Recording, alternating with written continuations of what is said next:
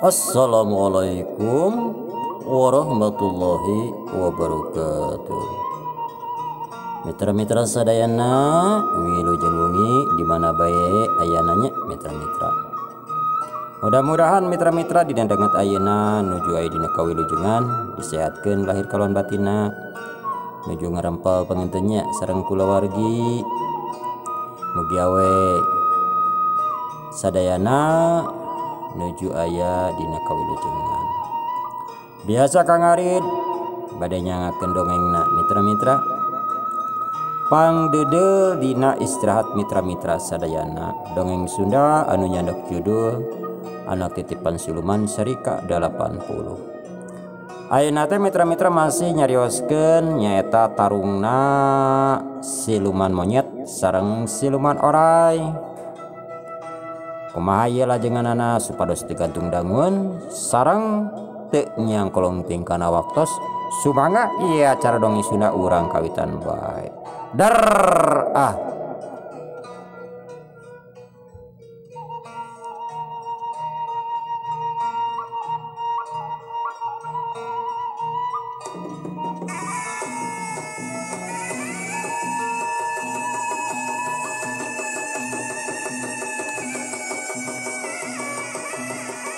atuh prajurit siluman oray meuni calohok bangong. Cek pamikirna karek cenah meunangkeun nu donto tur anu raweuy kalahkah maot. Dasar lain jodoh cenah kitu cek prajurit siluman oray. Hatena mah handeueul tur hanjelu. Sanajan karek sababaraha menit oge tapi hatena geus jumantel ka sakadang manyoet. Pasukan siluman monyet kadeseh terus deburak balik ku pasukan siluman oray. Ari-ari Patih Bakasakti keur nying hareupan Patih Sancamas. Ari Patih Sancamas jeung Patih Bakasakti tarung silih panting, silih papeg, silih babuk, dua nana pada kuat, dua nana pada gagah. Sakali-kali mah Patih Sancamas sok nyiduhkeun peurahna ngan untung masih keneh bisa dihindari ku Patih Bakasakti. Patih Bakasakti narajang pareupna ngahiyung bang-barahan maksudna rek ngakedor cirah Sancamas. Sakilat Patih Sancamas ngalegotkeun awakna hiuk los. Serangan Patih Bakasakti ngakeblos. Suruntul awak Patih Bakasakti nyuruntul jadi antap hiuk. Eta Patih Bakasakti dihanca ku buntut Patih Sancamas. Yuk koak Patih Bakasakti ngakoak. Awak nasar remek lain dikieuna katibanan ku buntut Patih Sancamas. Anu akhirna mah Patih Bakasakti kaseret kadeseh ku Patih Sancamas. Sababaraha kali buntut Patih Sancamas ngahanca awak Patih Bakasakti. Sirahna lungleng lieur lain dikieuna. Sabab buntut Patih Sancamas teh memang leuleus kumaha we pecut ai keur dikubatkeun mah. Tapi ari keuna kana awak kumaha we gada anu mepeg. Ari ngaran gada siluman atuh. Besi lain kuningan lain tapi kakuatanna leuwih ti besi leuwih ti kuningan. Patih Bakasakti gagerungan barigina terus mundur ka tukang. Ku Patih Sancamas terus diangsreg malahan mah di hareupeunana aya prajurit ti siluman monyet dibabad. Pokoe atuh loba nu ngajurah roh. Loba nu cingkar ceak. Anu saterusna usles laleungitan mabur ka nagarana. Prabu Rung Raksa Bumi ningali pasukan anak loba anu ruksak lain dikieu nafsuna. Nafsu ngaku kuduk ambarah teu kawadahan. Jelang loncat ka hareupeun kareta Prabu Nagabatara.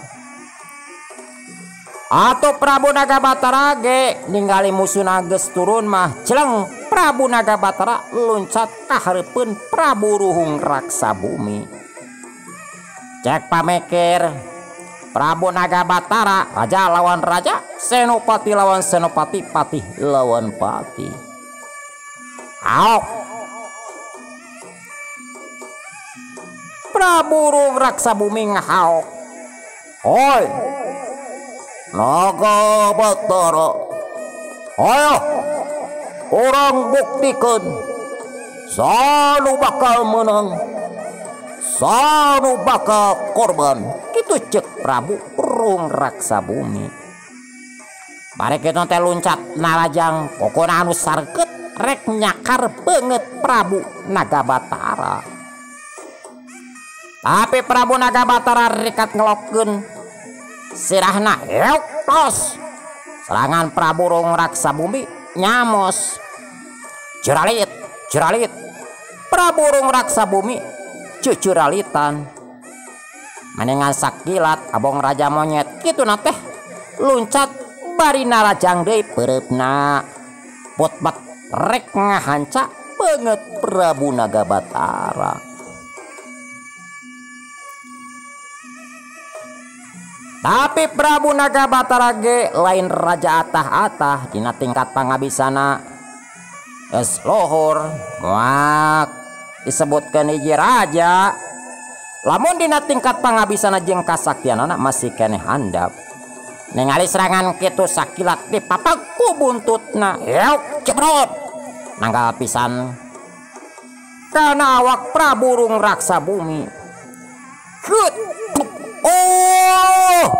Prabu Rung Raksa Bumi ngakoak. Sirana asa eumbeur kakeunaan ku buntut Prabu Nagabatara. Prabu Rung Raksa Bumi gancang ngawatek ajianana awakna digibegeun cangelek. Prabu Rung Raksa Bumi awakna jadi gede sagede gunung anakna. Ontona jeung siungna menirang ngepeng nolol kaluar pikagilaeun. Kokona meni pijil boh kuku tina leungeun jeung kuku tina suku tur meni paranjang. Raku dipake nojos teu rangsak mah kulit. Panonna anu beureum nandakeun manehna nafsu, nandakeun manehna dendam pisan hayang nyasak nu jadi musuhna. Untuk anu kakerot kadenge matak anu kana ceuli. Jelang Prabu Rung Raksa Bumi luncat bari narajang. Lengan anu rangwas tur badag rek ngahanca awak Prabu Nagabatara. Sakilat Prabu Nagabatara luncat. Atut tenggelan Prabu Rung Raksa Bumi teh ngageblos. Lengan Prabu Rung Raksa Bumi nyeplok kana taneuh. Tapakna teh meuni jero akat ku tarik-tarikna bari diimbangan ku kakuatan tanaga lapisan atawa ajianana. Ngaran monyet anu sakitu gedena atuh segede gunung anakna geus kabayang. Yang geus kabayang kumaha leutikna awak Prabu Nagabatara. Jelang Prabu Rung Raksa Bumi loncat deui rek ngarontok awak Prabu Nagabatara. Sikana maek direnges rek dihuapkeun rek kasek rek disasaak. Tapi Prabu Nagabatara rekat loncat yeuk los. Ngageblos deui atuh leungeunna ngarawut taneuh. Ogoe tapakna anu nyeblok tapak kuku-kuku anu asup kana taneuh. Atuh Prabu Rung Raksa Bumi nafsu ngagidir ambarah geus teu kawadahan. Jeleng ka itu jeleng ka dieu. Tapi esteuning Prabu Nagabatara lingas lain di kieuna hese di alana hese di pepegna. Ari Prabu Nagabatra teh bisa ngalawan dah hese atuh.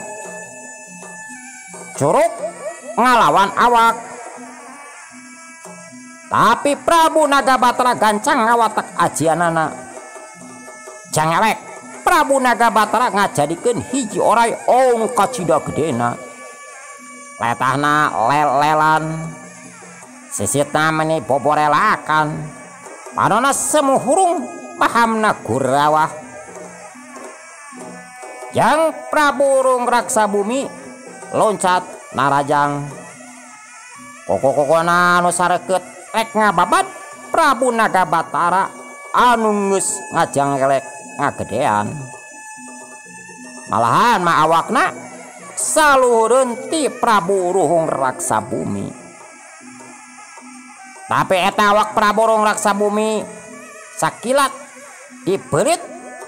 Lamun kitu mah kuleungeunna ditewak ieu mah dibelit ku buntutna. Eta dibelit ku Prabu Nagabatra kerakak. Adanya pisan tulang-tulang Prabu Urung Raksa Bumi cing darak-dak. Otak linu kadengena sigana mah meureun teu pararotong mah. Beretan atau belitan Prabu Nagabatra lain dikieuna kakuatanana. Panon Prabu Urung Raksa Bumi boreal buncelik. Hampir hos-hosan paragat nyawa. Tapi sanajan kitu Prabu Urung Raksa Bumi masih keneh bisa nahan kanyerina. Maena ngawatak ajianana supaya awakna teremek. Panon Prabu Urung Raksa Bumi siga norek kaluar nahan ku nyeri. Gas kitu heuk awak Prabu Urung Raksa Bumi dibalangkeun jauh naker. Heuk pru. Awak Prabu Urung Raksa Bumi nambruk ninggang lemah. Sajongjongan mah Prabu Urung Raksa Bumi ngahuleng bari ngararasakeun awakna anu asar remuk. Nyeri lain dikieuna nyerinya perihnya nyanyautan. Belitan Prabu Nagabatra lain dikieu kuatna. Paengan di setiap negara teu mampu keur ngalawanan Prabu Nagabatra dan geus karasa kumanehna sakumaha eta hebatna belitan Prabu Nagabatra. Da tadi cacak-cacak teu dilepaskeun mah dibelit terus. Siga nama lila-lila mah bisa-bisa Prabu Urung Raksa Bumi paragat nyawa. Cakakak Prabu Nagabatra seurik meninjak kakak ninggali musuna anu ngahuleng siga anu tenger kelongeun.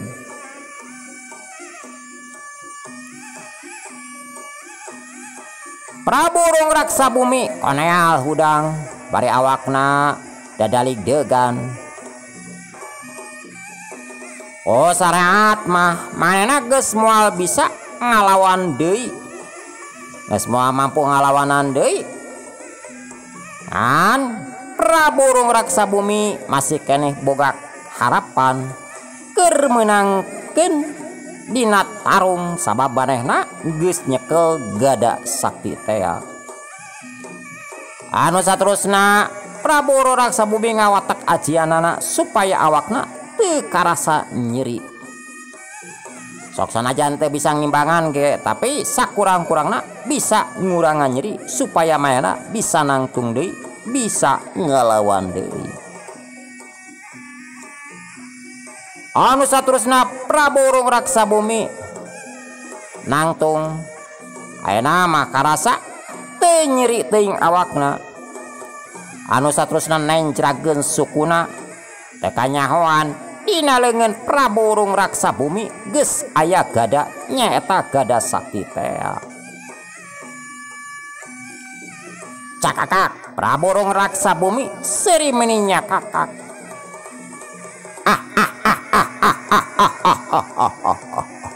Oh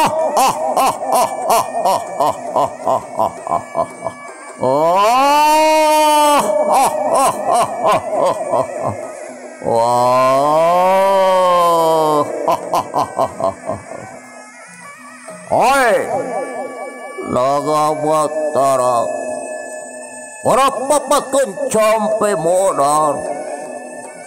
Sakareng deui sia bakal kojor.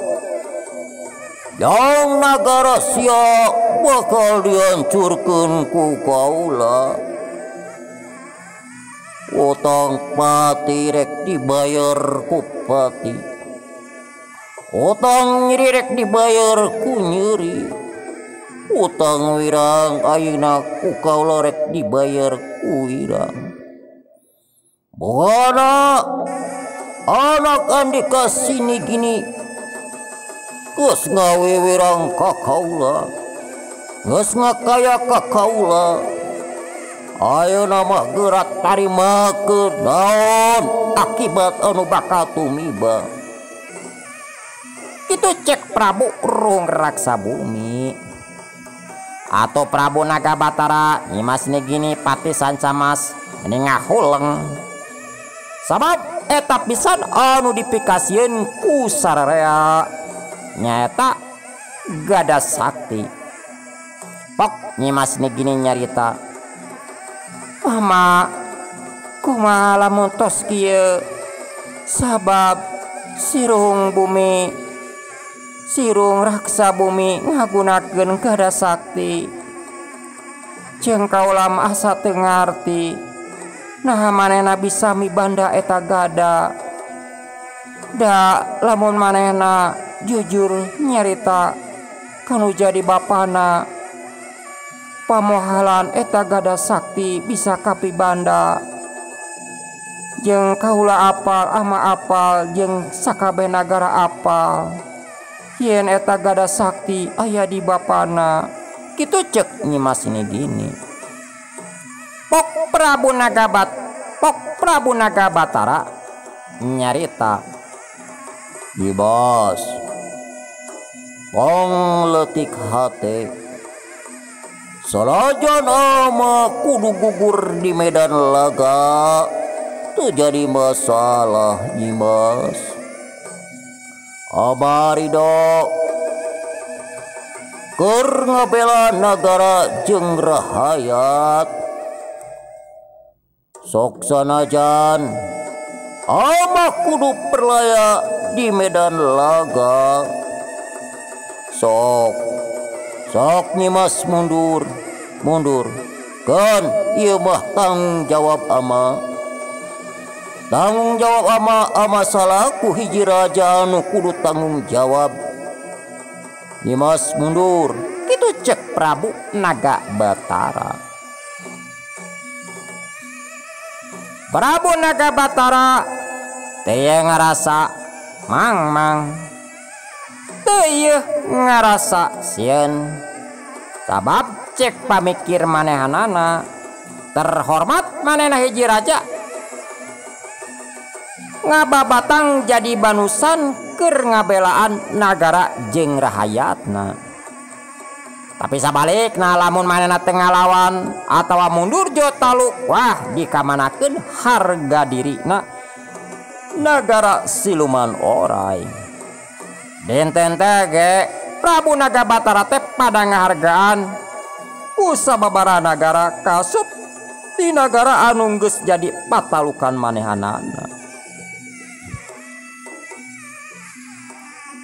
Nyimas gini terus mundur bari mikir kumaha keur ngalawanan musuhna.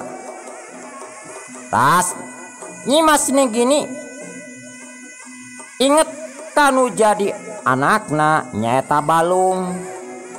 Nyimas gini bingung, ari rek dicokot da emang can waktuna. Pan ku aturan ke keur eta pusaka bener-bener asak atawa jadi kudu nunggu waktu 100 tahun. Sedangkan iya pan nya karek sababaraha tahun. Lamun buah mah masih keneh ora can asak. Lamun teu dicokot da eta hiji-hijina keur ngalawanan Prabu Ruhung Raksabumi.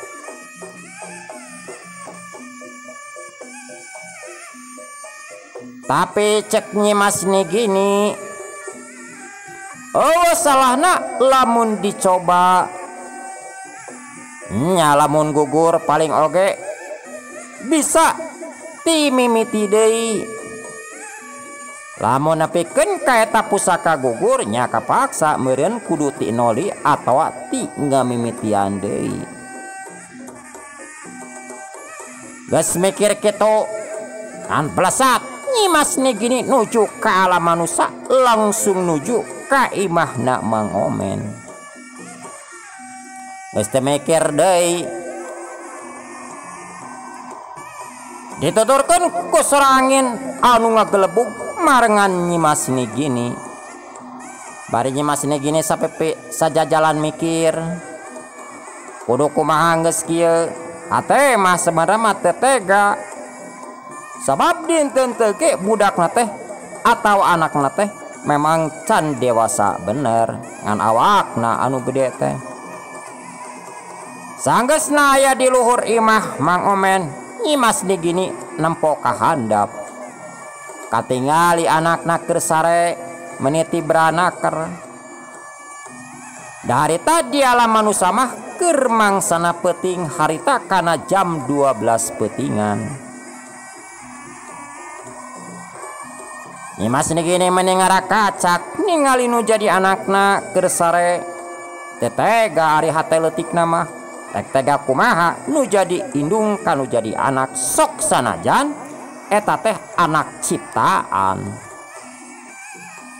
Rek anak ciptaan, rek anak asuh, rek anak kumaha ge anger we. Sanajan kasup anak hayam ari geus kacooma nyaah we jeung deudeuh. Tapi Nyimas Nigini teu loba mikir sabab waktu samporet pisan. Anu saterusna Nyimas Nigini nyirorot ka handap plus ka kamar balung. Nyimas Nigini netep kanu jadi anakna.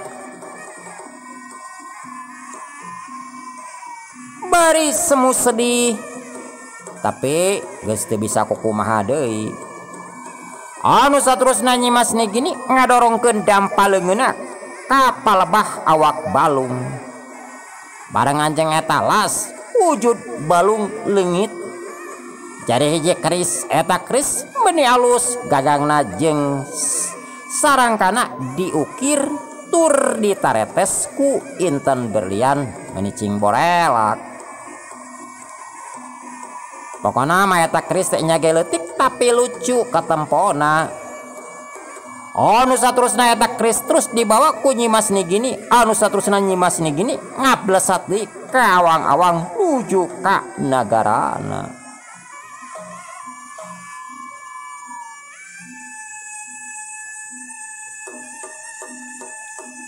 Ari-ari ta praborong raksa bumi terus narajang ku gadana sorana agem. Eta gada rek mepeskeun sirah Prabu Nagabatara. Tapi Prabu Nagabatara rikat luncat, plos. Eta gada ngageblos kena kana taneuh, ngadak-ngadak eta taneuh ngarieg. Jeung aneh pisan, siluman orai cinggalebruk lalabuh siga anu direngkasan sukuna. Tapi ari siluman monyet mah biasa we teu nanaon. Ngarieg tarikna lain di kieuna, lain skala 6 liter deui. Ya mah meureunan. Wah, skala liter-liter we ka ditu mah bakat ku tarik-tarikna. Malahan mah ngadenge aya sora nu ngaborobot sigana mah aya bangunan anu rempag. Jelang praborong raksa bumi luncat kadana ngaheong bangbaraan rek ngahancap Prabu Nagabatara. Tapi sakilat eta gada dipapag ku buntut Prabu Nagabatara. Cebrot. Tapi lain praborong raksa bumi anu ngagoak, tapi Prabu Nagabatara anu ngagoak. Bari kituna teh awakna ngaceleng jauh naker. Bari awakna boborengkalan, obawe siga nu dibalangkeun jeung seep waktosna.